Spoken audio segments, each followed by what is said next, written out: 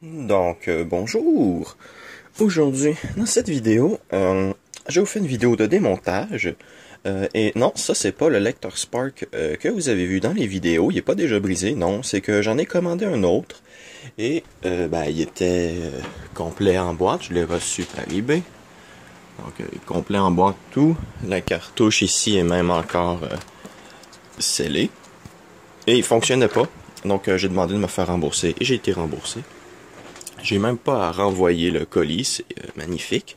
Donc, euh, donc j'ai tout le reste qui va avec le lecteur. Donc tout ce que j'ai à faire, c'est me trouver un petit lecteur seul sur eBay à pas cher et voilà, le problème sera réglé.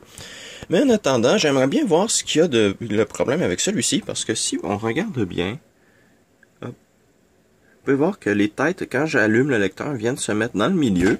Et ça m'empêche d'insérer la cartouche. C'est pas comme ça que le lecteur est supposé fonctionner. Et le focus non plus, c'est pas comment fonctionner. Voilà.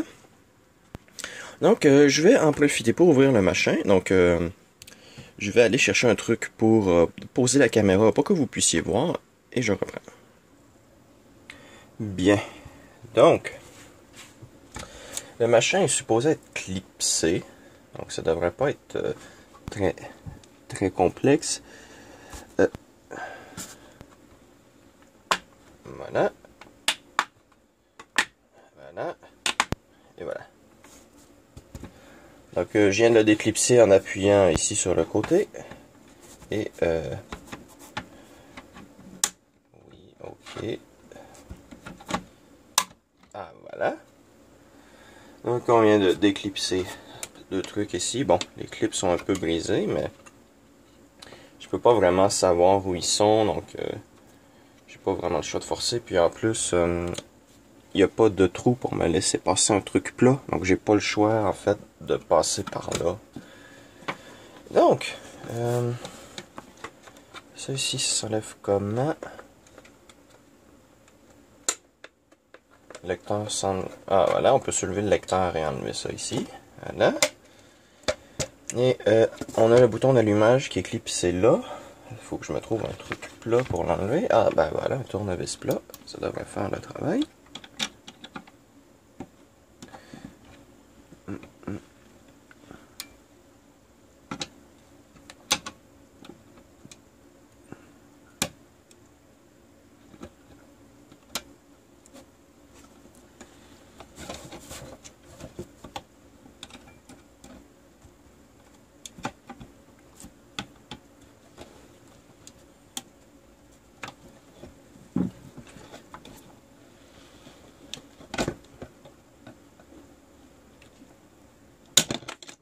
Ah voilà.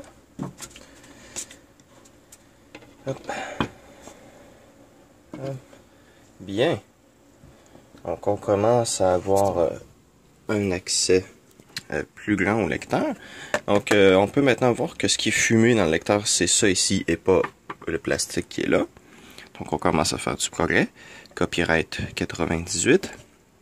Et comme on peut voir, en fait, il s'agit du lecteur interne, mais il change le PCB. Donc c'est intéressant. Mais je crois pas que j'ai besoin d'enlever ça pour le moment. Là, il va falloir que j'utilise un scalpel et que je coupe tout ce ruban adhésif. Donc, je reprends. Bien, donc j'ai collé le ruban adhésif, j'ai dévissé la vis. Donc, je sais pas comment que ça s'enlève.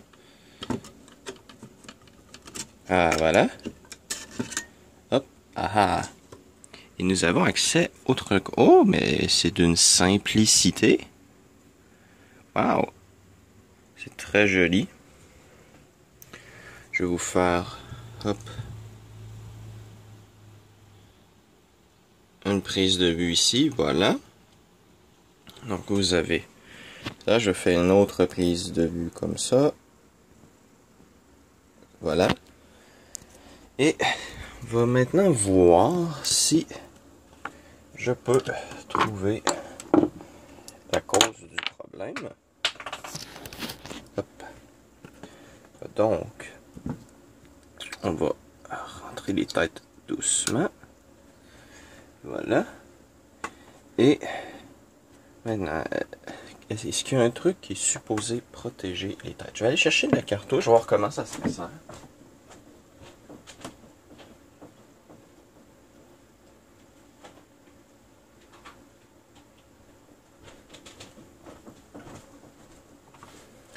Donc me voici avec une cartouche.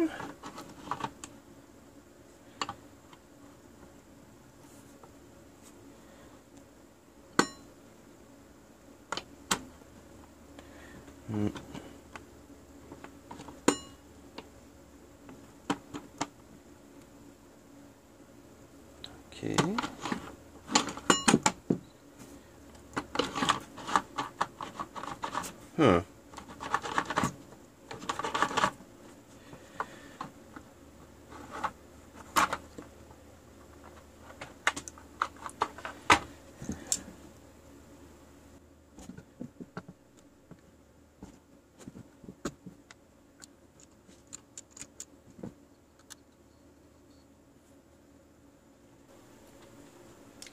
Donc je vais faire pause et je reprends. Oh, donc je viens d'allumer le lecteur. Et les têtes ne bougent pas. Donc, oh, est-ce que j'aurais décoincé le mécanisme?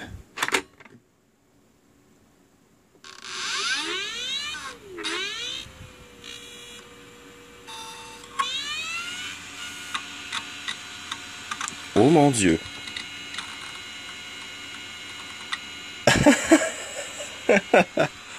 J'ai décoincé le mécanisme. Donc les têtes se stationnent.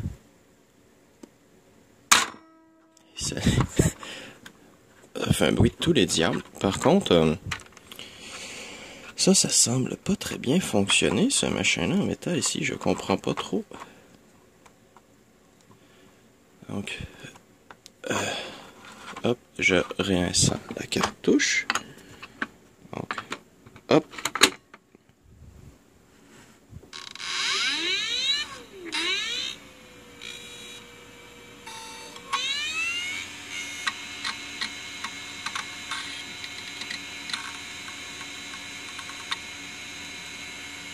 Ok. Donc, je crois que je vais même pas faire une vidéo de l'intérieur qui fonctionne. Oh. Ça va être joli. Donc, on va mettre ça en focus. Voilà.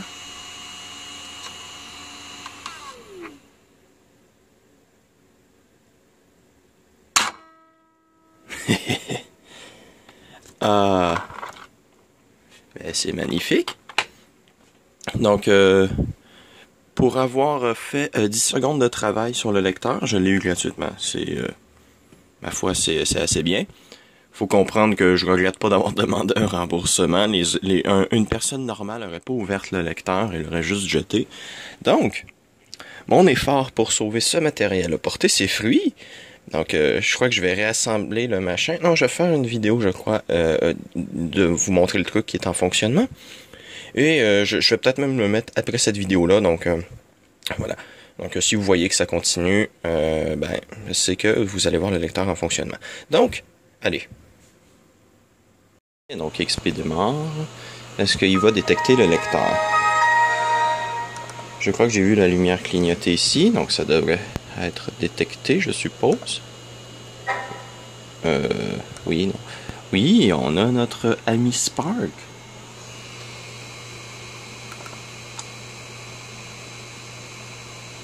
Ok, donc on va copier un truc dessus. Vous devriez voir les têtes bouger. On va prendre Web Papers, please. Voilà. On va le copier sur le disque.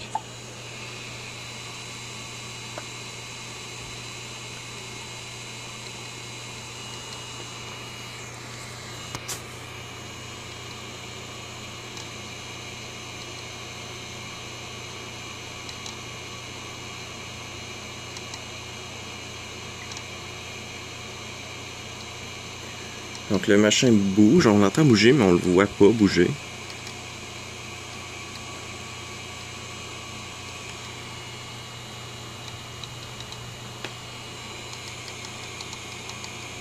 Oh, peut-être qu'on voit un peu.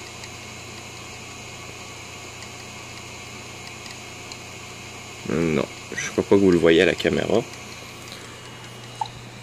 Donc, je vais lancer... Ah, j'ai pas un programme de test de disque sur celui-là. Non. Donc, je vais reprendre. Donc, allez. Il a recommencé à faire son problème.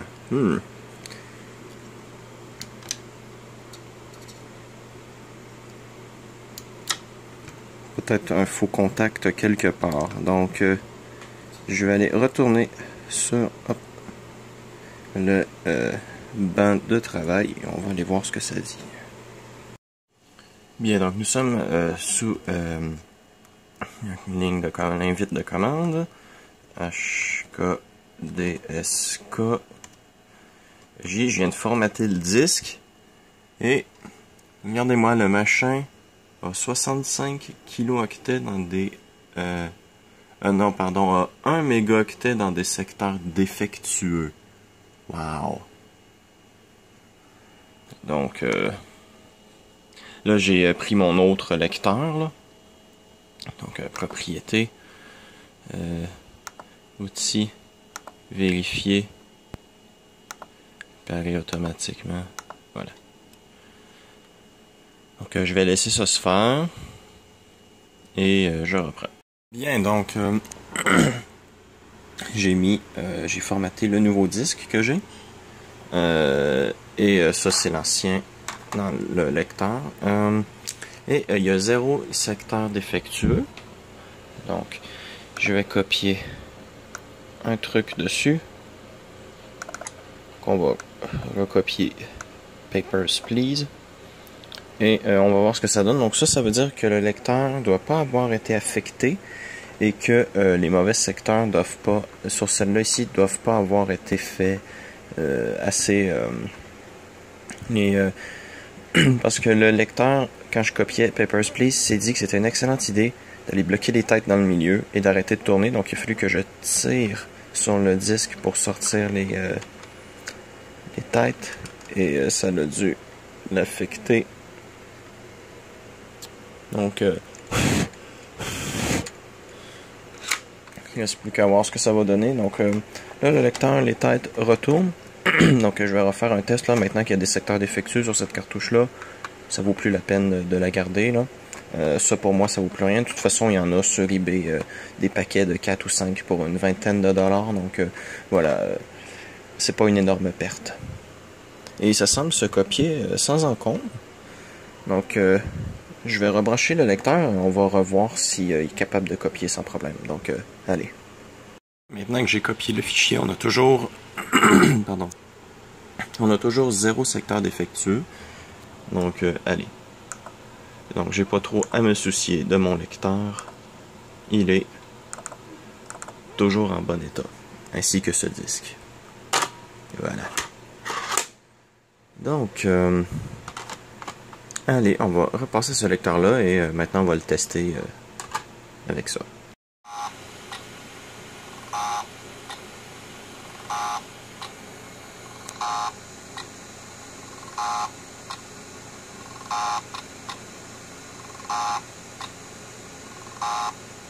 Bien, donc je crois que nous avons notre réponse. Parce qu'il est absolument hors de question que je mette mon autre cartouche dans ce lecteur-là. Donc s'il y a des problèmes qui continuent de se développer, je pars du principe que ce lecteur-là fait juste continuer d'endommager le disque. Donc voilà. Donc je suppose que ça va rester un lecteur pour s'amuser. Donc je vais probablement faire une vidéo de démontage complet. Et voilà. Donc, je crois que c'est pas mal tout ce qu'il y avait à dire.